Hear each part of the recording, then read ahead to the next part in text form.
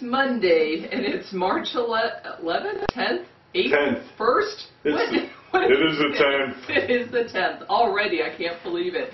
So how was your weekend, movie announcer Phil? Recovering. Yeah, you know, I had to say I hated this weekend for one huge reason, and that's because here in the States we had to change the time, and so we lost an hour of sleep, and I have not been able to find it anywhere. I don't know where my hour went, and I can't get it back, and it's really making me mad. That's right. It sucks. Yes, it does. I hate this bullshit of changing the time. Yeah, it's no fun at all. But anyway, we have, I think, a great show all week because we are going to be talking about South by Southwest. Yes, the big indie thing that goes on every year. Yeah. Not all the time. I was going to say all the time, but it's every year. Well, it's every year, and it covers many days, a couple weekends, and so we're going to be letting you know what's going on down there, and of course giving you our style of commentary, which you can only get here. That's right. Yes. So I'll try to behave myself this week. Yes, please do that. That would help a lot. Well, let's talk about the actual history of South by Southwest, how it got started, what it's all about, all the doohickeys, if you will. Is that technical language there? That is very technical. All right. Well, South by Southwest, or also called South by some people, this year started last Friday. Now, they started with the interactive portion and the indie film portion, and Wednesday they will start with the music portion. It started about 22 years ago, and at that time they had about 700 people show up, which they were only expecting about 150. And last year they had about 10,000 people show up. So not sure what they're expecting this year, but the city of Austin this year is expected to make $100 million just from this festival. That's a lot of money. Yeah, that would be nice to have a little chunk of that change. Definitely. Yeah, now, after South by Southwest was around for a few years, it really started to attract international attention. And so now they have offices in Japan, Australia, and Europe to help those bands get their visas and get someplace to stay while they're in Austin. So it's really an international... What about MasterCards? Did they help them get their MasterCards too? You know what? I don't think they do. No? Poor MasterCard. Biased. Yes, yeah, exactly. Now, some of the bands that you have probably heard of that have played down South by Southwest are the Strokes, Amy Winehouse, and she was down there last year. So they're... That's where she picked up her drug habit. I feel that started a little before that, but the cool thing is that actually some of the bars and clubs that the bands will be playing in have been around since the 1800s. Nice. Yeah, so that's a while, especially for some place like America. You know, it's not so old for, I know, places in Europe and stuff, but hey, that's pretty good. So they're still standing and still rocking, I guess. Yes, definitely. Now, something else I wanted to share with you was that the area today hosts the highest concentration of original music nightclubs of any other city worldwide. So, that's interesting. Yeah, so there you have a little bit of history of it, and I don't know, have any questions? No, I don't. No? Okay. I don't. All right. I don't really care, to be honest with you. No?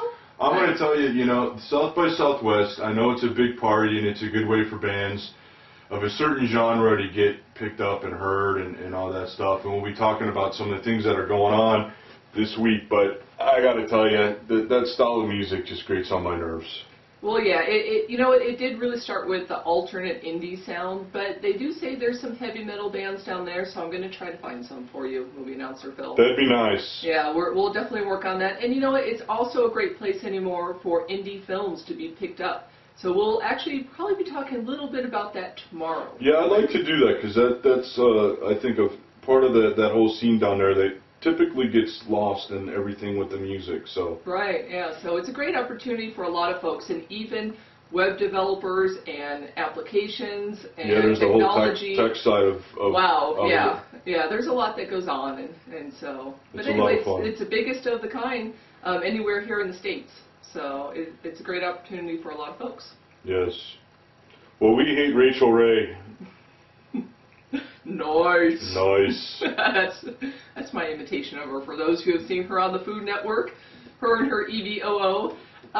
Actually, some bloggers have, been putting out the hate vibe towards Rachel Ray because when she announced that she will be throwing a party down at South by Southwest, and they felt that she was invading their indie territory. Now, she said she didn't hear about this, but many blogs kind of picked this up and went off on her. She had like 5 jobs, so she doesn't really have a chance to keep up on all the bloggers. But we want to talk about what one of those is. Nice, Phil. Nice. Moving on. I said I tried to behave myself.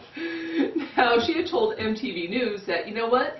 If these people don't want to hear good bands and eat good food, then fine, don't come to my party. Now, the party is called Feedback Showcase, a feast of hot bands and tasty food. I want to know where the hot bands are. Well, some of the bands that will be playing there are the Ravenettes, Holy Fuck, and The Cringe, which is actually her husband's indie band. Now, that's when a lot of people were kind of going off on her, saying, well, what does she know about indie? But she said that her and her husband listen to a lot of indie bands, so it's nothing new for them. And she thought this year it would be a great idea to go down there and be part of it. She may never do this again, so this was her one and only time to do it. And it's actually going to take place March 15th at the Beauty Bar in Austin.